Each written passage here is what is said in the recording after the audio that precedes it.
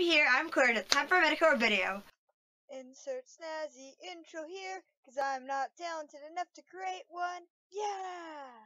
Hey every people, so my voice is finally returned enough that I can film again, and it is Christmas Eve, and this is probably going to be my last video of Vlogmas, because tomorrow I'm just going to be chilling and spending time with family, so I don't know if I'll be able to film, but since I figure this is probably the last video I'm making for Vlogmas, I would wrap it up with a Christmas story. This is Claus The Christmas Princess. This is the children's book version of a much longer and really amazing novel about Claus, and honestly I would recommend reading the novel and recommend reading the children's book, which is what I'm going to read to you. But first off, hope you enjoyed Vlogmas. I didn't manage to make videos every day, but I did my best and I honestly enjoyed it, so let me know if you'd want to see me do Vlogmas again, or Veta, which is video every day in April / in August, I'm pretty sure. And if I do that, I will be sure to actually plan and prepare and ahead of time and like film ahead of time, since I literally had the idea for Vlogmas on like December 1st. But yeah, so I hope you enjoyed. This was really fun, and now I'm gonna be reading this, and we'll see how this goes, because I'm really bad at reading out loud, and I'm also really terrified because I talk weird, as you've likely noticed, because deafness, and I've also been having issues talking lately, which has been a party. But you know, I want to do this, so I'm gonna do this because I want to share this amazing children's book with you guys. So, Claus The Christmas Princess by Brittney Ryan. Also, the pictures in this are beautiful. It says, "My wish is that every child in the world will know the magic of Christmas." And she's like, yeah, look at how beautiful this is. Forever is a kingdom far away, where magical and mythical creatures mingle with real-life heroes whose acts of generosity and compassion live on after their earthly lives have ended. Ringed with glittering glaciers, forever can sometimes be seen in the icy regions of the world. Griffins, fairies, and fauns live alongside immortal heroes, artists, champions, and great thinkers, all of whom continue their lives' work in the kingdom of forever. And here, of course, lives the king of forever, the most generous soul of all, Nicholas Claus, also known as Santa Claus. One December night in 1878, a boy named Christopher was writing a letter to Santa Claus. Santa Claus receives thousands and thousands of letters at Christmas, but Christopher's letter was the one that changed history. Dear Santa Claus, you know I have never written. I could never think of anything I needed or wanted for Christmas. But this year, I had a different idea. What do you wish for Christmas, Santa? You always answer children's wishes, but what about your own?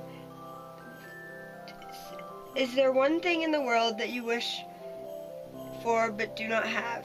If you will post a letter back to me, I will do all I can to bring your dream to life. Respectfully, your friend, Christopher W.C. Oops, wrong page. And forever, King Nicholas, also known as Santa Claus, was reading his letters. Tears were falling down his cheeks, and his wife, Queen Viviana, wrapped her arms around him. He was reading Christopher's letter. "No one," Nicholas cleared his throat, "no one has ever asked me what I wish for. Do you have a wish?" asked Vivian. "I wish for a child." Nicholas knew it was the one thing he dreamed of but did not have. His wish was granted. King Nicholas made an announcement to the magical inhabitants of forever. "My people, this is a great day in our land, for Queen Vivian and I have been blessed with a baby daughter, the first child ever to be born in the land of the immortals. You have a princess, my friends, and her name is Claus." Holly was a beautiful little girl, filled with love. It was said that she had the purest, most compassionate heart of anyone ever born. Far away in another world, there lived an evil warlock named Hurricane, who had once lived in forever. Because of his acts of cruelty, he had been banished from the land of the immortals and cursed with a painful band across his head and the loss of his powers. The curse could be broken only if he were to be loved by a pure heart that would be freely given to him.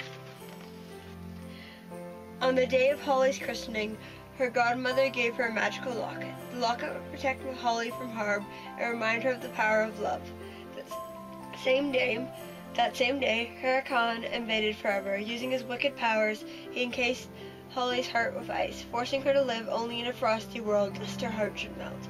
Hurricane foretold a terrible future for Holly. She'd be free only if she were to marry Hurricane, when she was old enough to do so. Because of Huracan's curse, the gates of forever were locked and its inhabitants imprisoned. Santa Claus could no longer travel to the human world, and the wonder of Christmas disappeared forever.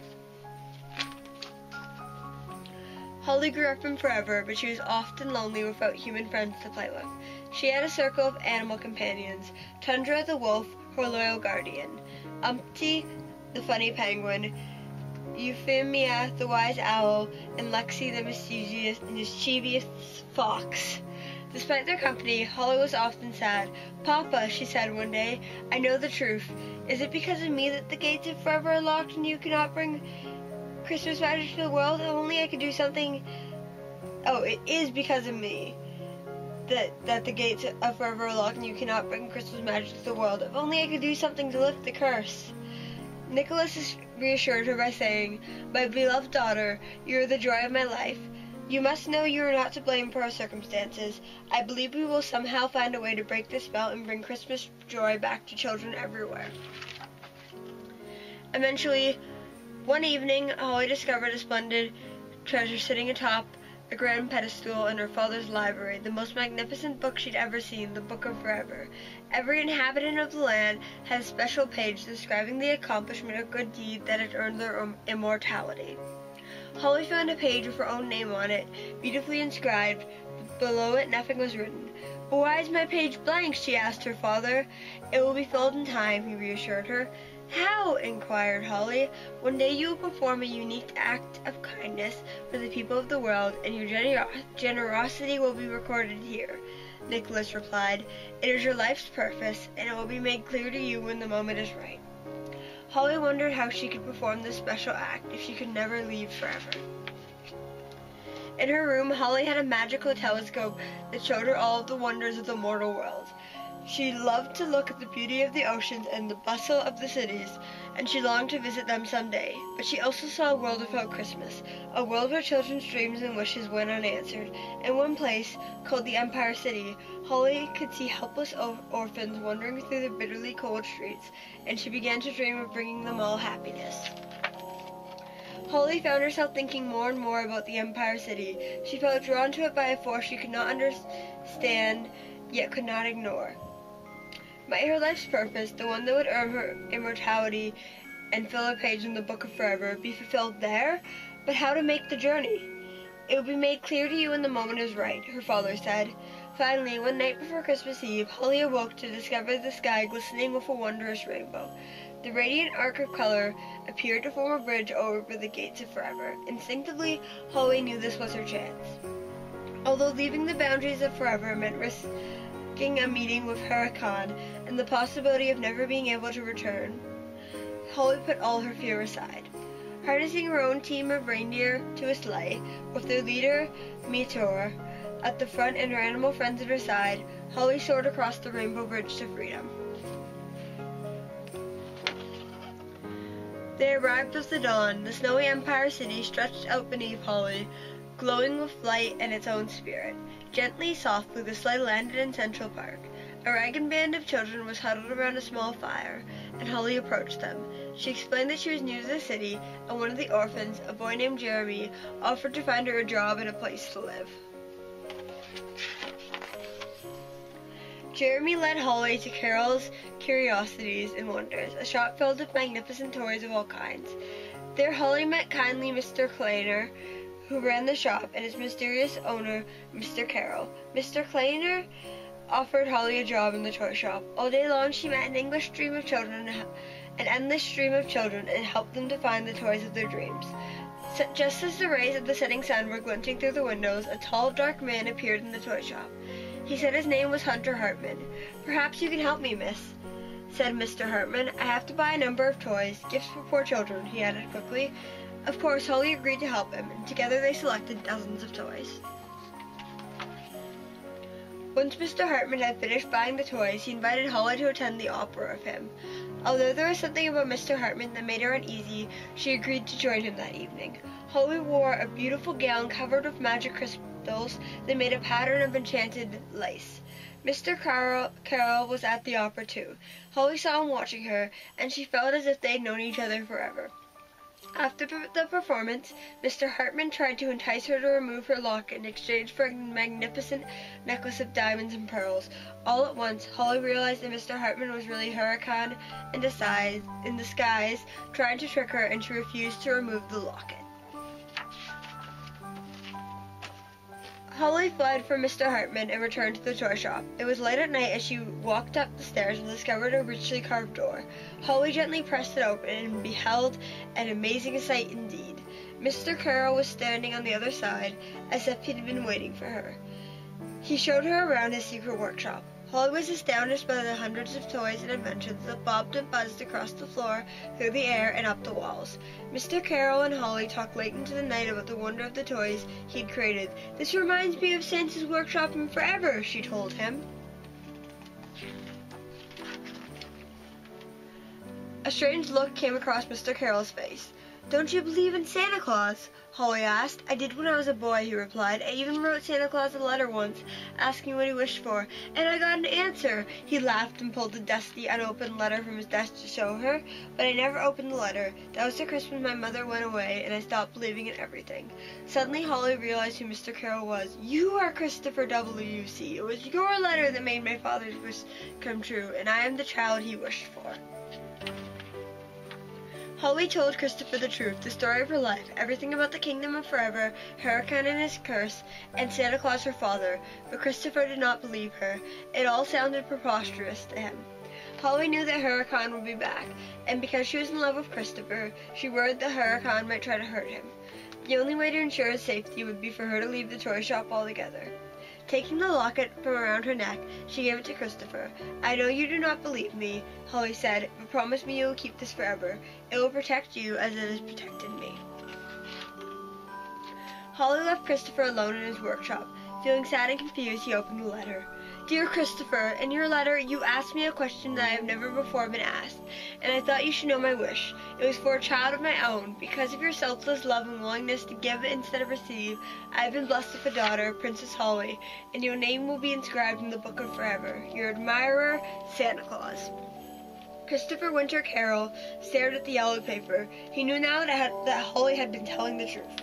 For a moment he stood still. He must find Holly, for he held in his hand the locket, the one thing that would save her. He dashed from the shop.